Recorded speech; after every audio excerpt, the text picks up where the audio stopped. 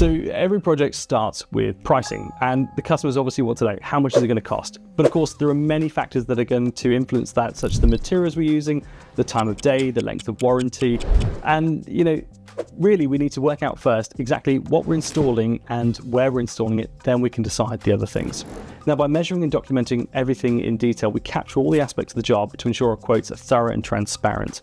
We use a measuring wheel to map out the lengths and the widths of the lines of some of the items. We're also going to be measuring out parking spaces, although typically they're a fixed dimension, so we can literally count parking spaces or accessible bays, EVs, etc.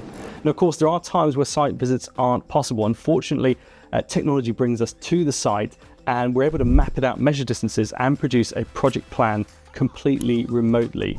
Now, the information we gather from either the site visit or from a remote plan is then put into the quotation.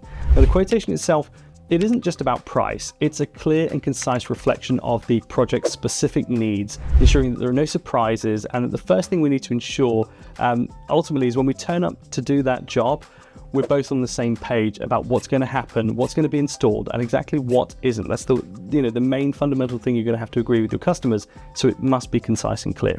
So that's how we measure it before a project is priced, and if any point you're stuck with that, I always start with a site visit if it's possible, if it's complex. If it's a nice, easy project, for example, we're just looking at a car park outside, we can see it from Google Earth, then you can map that out really nice and easily, and it will save on a site visit. Now, the site visits are expensive to deliver.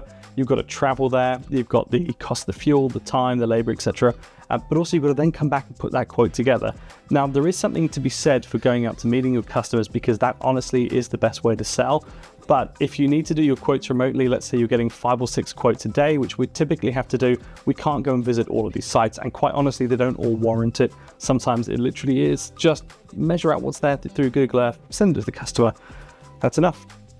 Anyway, that's it for this video. Nice and brief, and I will see you guys in the next one.